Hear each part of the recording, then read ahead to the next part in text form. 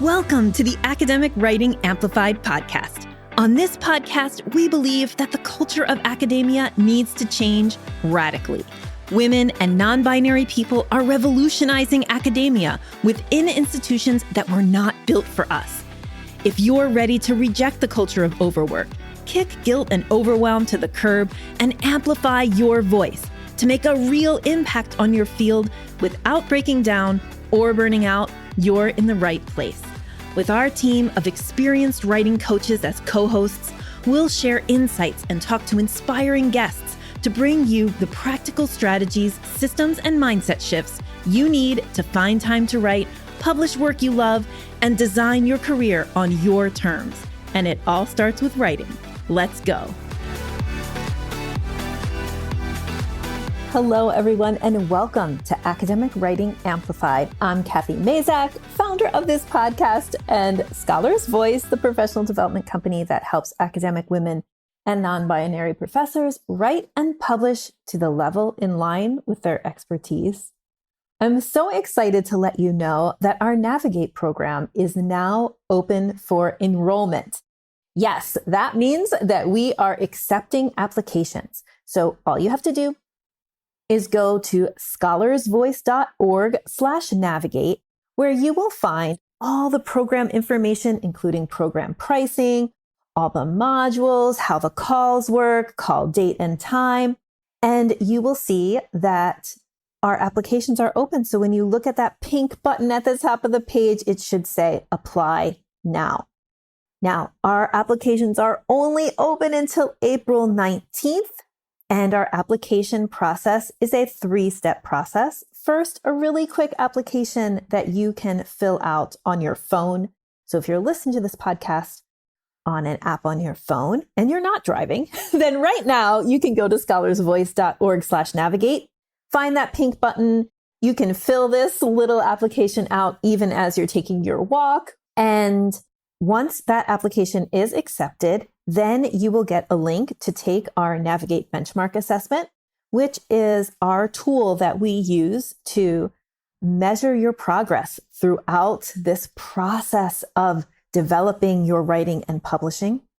We do it at the beginning and at the end of our 12-week program. And every time you take Navigate, we repeat it so that you can see your progress throughout your journey towards mastery of the key concepts that we teach and develop inside of Navigate.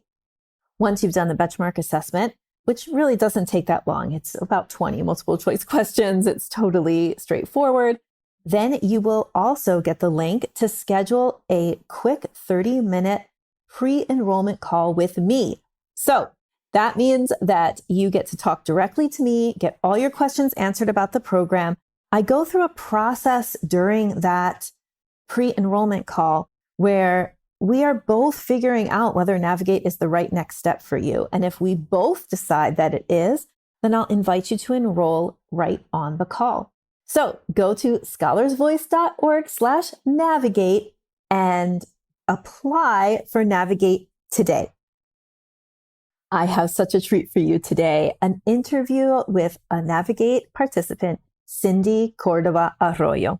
I'm so excited for you to hear from this early career scholar and really get to know why she decided to join Navigate, what parts of the program were particularly useful to her, and who she recommends the program to. So if you're considering our Navigate program, I just can't wait for you to hear Cindy's story. Let's get started.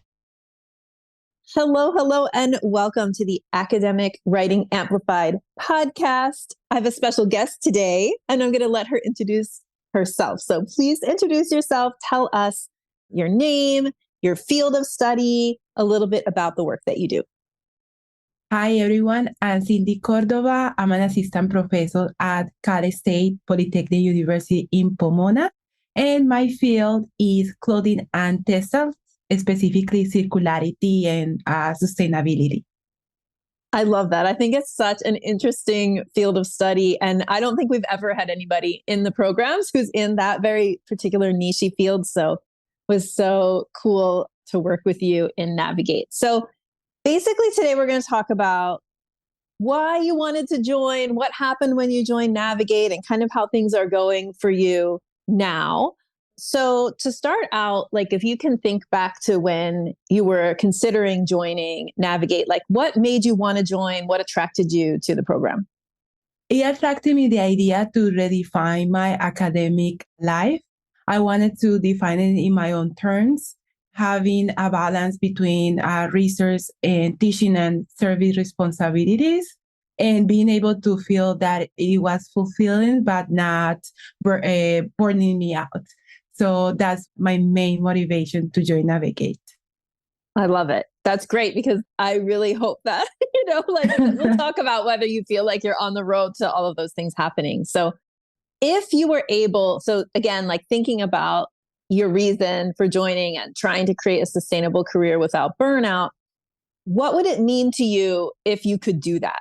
What is like the meaning behind that for you? It means to being able to choose the research project that I want to work on. Also, that my courses align with the research projects that I'm working on. So it feels that it's very natural to get prepared to work in my field. So I don't derail too much of my academic mission. So freedom in choosing the projects in my courses and also my research. And that is achieved through my academic writing, kind of like having that leverage that you talk about a lot of in the podcast in order to ask for those things that we need. Yeah, absolutely. I love that. That kind of idea of publications as the kind of capital, the social capital, the professional capital that gets you the ability, like the more power, really, actually, right? So, yeah. Okay. So thinking about the Navigate program, what are the parts of the program that you feel like made the biggest impact on you? Many wonderful tools that the program has provided to me. The most transformative has been defining my academic mission that allowed me to be more filter out things that don't align with what I want to work on. Also, project planning. So breaking down a big project into small tasks and assigning a time and then contrasting that with what actually happens, that usually will be go over, but over time you become better doing that. And also the whole division of my academic year and having sore weeks, let's say, or like resting weeks, knowing that you work hard in this week, but you have some breaks in between, give you a kind of relief and more motivation when you are working in your tasks.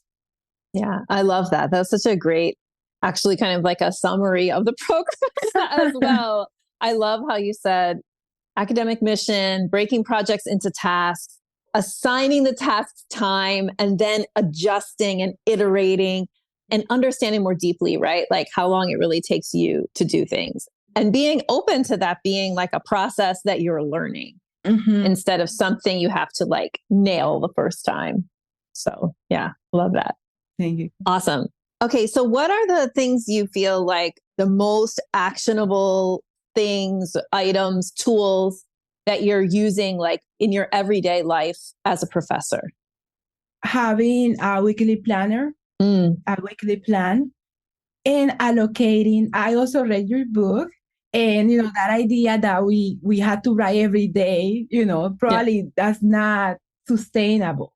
So allocating, let's say, 3 days in the week in which I have focused time, my short time to work in my projects, and no feeling that I had to do it every day, but I have allocated that, and that is a sustainable practice. So time blocking, but with reason, within reason.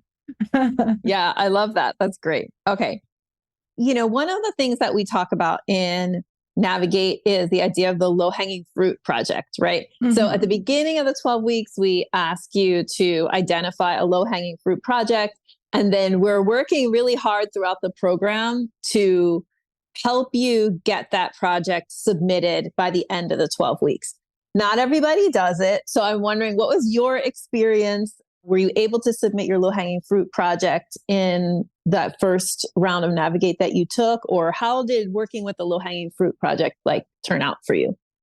It turned out very well. I was able to submit my paper. Awesome. Was coming out of my dissertation. I felt that the structure Navigate, the weekly meetings allowed me to make consistent progress in the project. And on the side, I also submitted a federal grant that I'm still waiting to answer for. Amazing. But I think the structure, the community, and the confidence that you build, feeling that you can do it. Yeah. Awesome. That's fantastic. One of the things that I want to talk about more, as we're doing these interviews with people and I'm trying to collect more data on who submitted their low-hanging fruit. And then for people who didn't, many people will be like, well, I didn't quite submit it, but I got really close. So it's amazing that you submitted and then also that you were able to do the grant as well. And I can't wait to hear whether that you get the grant. I'm rooting for you. Thank you, Ken. Okay. So the last part of our little interview today is about thinking about what if. So when you were considering joining Navigate, what are the things that almost made you not join? What are the thoughts that you had or the questions that you had that were well, I'm not sure. So maybe finish in the sentence, I almost didn't join because. Mm-hmm.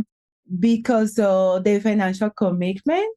Yeah. But you give us tool for that. Kind of in one of the podcasts, you give us strategies to reach out to our departments and ask for personal development.